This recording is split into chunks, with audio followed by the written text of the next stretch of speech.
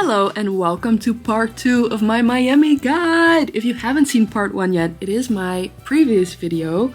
Definitely give that one a watch if you haven't already. I think so much fun stuff happens in that one, but we are also in for a treat in this video. In case you haven't watched part 1 yet and you just want to watch this one first, hi, my name is Rosa. My brother Marten and his girlfriend Urša came to visit me and my husband Nick in Miami for about a week, and I wanted to show them as much of Miami as I possibly could, and I decided to take you with me. So in this video you're gonna see the last couple of days of their stay with us, and I decided to split it into 2 parts because I filmed so many nice things and I just didn't want to make the video too long, and I also didn't want to cut too much out, so here we are. Okay, first things first, on day 5 we went for a beach day at Key Biscayne. I have now been to South Beach, North Beach, Key Biscayne and Virginia Key, and Key Biscayne has thus far been my favorite beach. Beach vlog. Thank you very much. You're welcome. The water is so blue, the sand is so nice, there's not a lot of trash, it's a really clean, nice beach. Definitely recommend going to Key Biscayne for a beach day if you're ever in Miami and you have the time. Also, just to walk around Key Biscayne is so nice. We had the perfect beach day, it was not too hot, not too cold. It was amazing. We had a great day.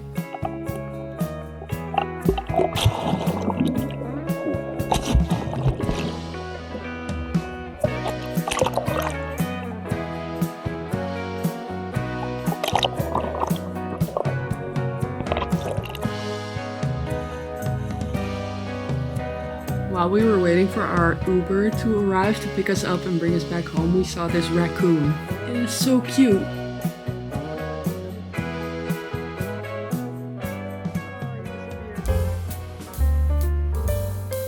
That night, we actually went out to dinner at one of my favorite restaurants in Miami. This is the restaurant where my husband Nick finds that they serve the best porterhouse. So if you're into steak and you love a good porterhouse, make sure to try Consentido in Brickell if you feel like it. For starters, we shared the crispy cauliflower and the Caesar salad. Oh my god, these are both so good. Highly recommend. When we arrived, there was absolutely nobody here, which was very funny because we arrived at around 6:30, which I think is just a little bit early. But what can I say, we are Dutch. For dinner, unfortunately, they were out of the porterhouse, but we ended up ordering the tomahawk as well as a ribeye, and they were both so good, although the ribeye was my favorite. Oh, but the seasoning is just so good. And we had that with a side of fries as well as some asparagus, both very nice. For dessert, we had this deconstructed tiramisu, which was so good actually, and we had this cheesecake. I love cheesecake, so this was definitely a win for me.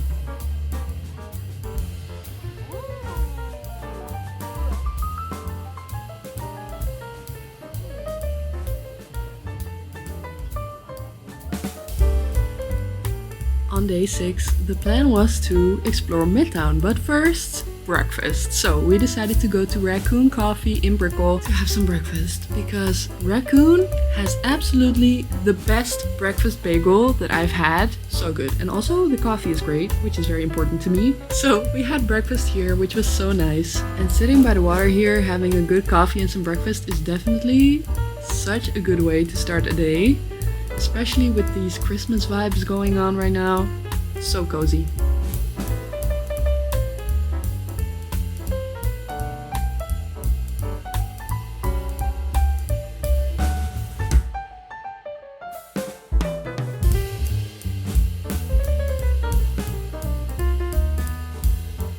Then we met up with Chai to go to Midtown. And then we did some shopping. We went to a couple of different stores, and after a little bit of shopping we were, you guessed it, ready for some coffee. So we made a stop at Pasion Del Cielo Coffee. We had a really nice afternoon coffee. Marten and I split a piece of carrot cake, which was so good. Crazy.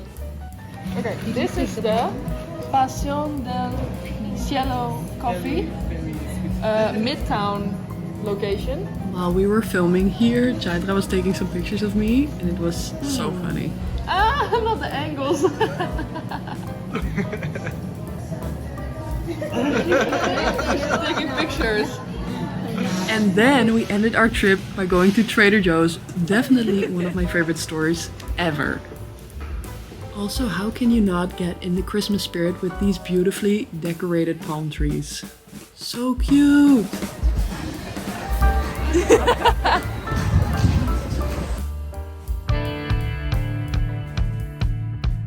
Then it was finally time for us to take an Everglades airboat tour. This is one of the coolest things I've ever done in my entire life. If you do one thing when going to Miami, I highly recommend that you book an airboat tour if you have the time and the means. It was so cool. The crazy thing is that it was only about a 35-minute drive for us to go to this location where the airboat tour started. It was one of the coolest things I've ever done, and I'm so glad that we did this.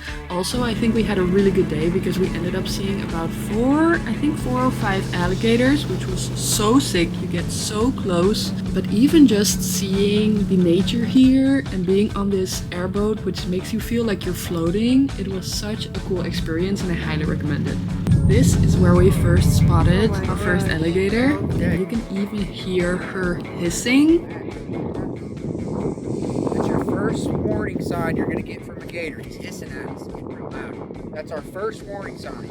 For the size of an alligator, I'm looking from the nostril to the eyeball in inches. And the inches will go into feet.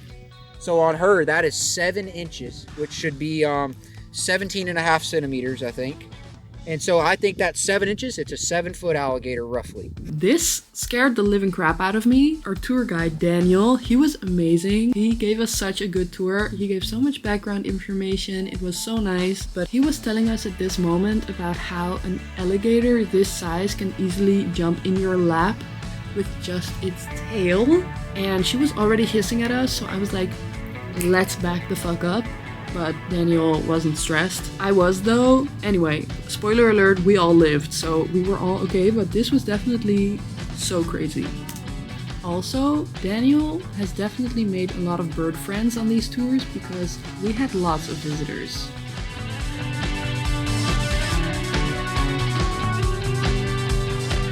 Typically, anything that hits that water and makes noise, the gators, they're attracted to it. Their number one sense is going to be vibrations in the water. Anything moving, making noise, splashing around, gators, they go right over to it most of the time.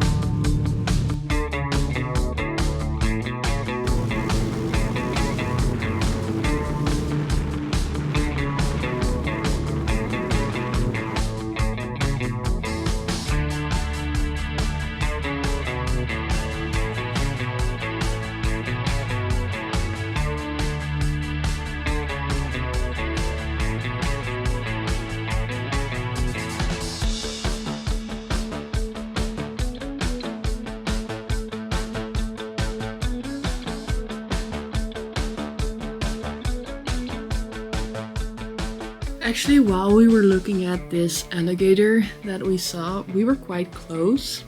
And I guess another alligator just a little bit further away got curious and she decided to come a little bit our way.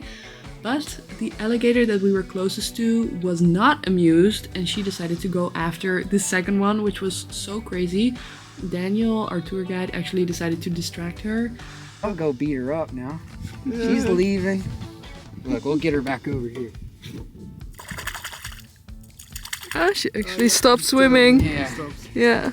Because they're very territorial. Female gators, those two, they might be living next to each other, but they do not hang out. They fight a lot, I'm sure. Yeah, uh-oh. The other one's hiding. She's like, no. Yeah. Oh, she actually sank. Yeah. She went under. So she's hiding. Like I said, safety. and the smaller alligator got away in time, but that was definitely crazy. Oh, look, it's on the other side of the tree now. Oh yeah. Yeah, it went to It the made other- a getaway. Yeah, it's running quick from that one. I would not have imagined that we were gonna see that on our tour. Then we traveled a little bit further.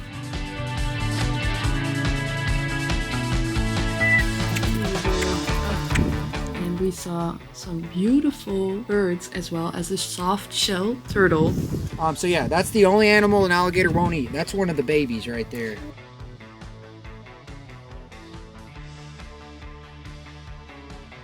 Soft shell turtle.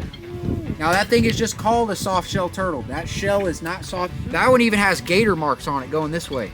See the Oh, teeth wow, marks all yeah. on the back of him? That turtle right there is actually pretty dangerous. That thing can bite your finger off. No! And This soft-shell turtle had such a funny long nose as well as a really long neck. He would snap some food out of Daniel's hands, but only if the birds weren't there quicker. did you hear him crunch it? Yeah. The birds really ran by and decided to steal these treats that Daniel was trying to give the turtle. A couple of times before Daniel was able to give the soft-shell turtle some treats. Oh, almost stood on his head.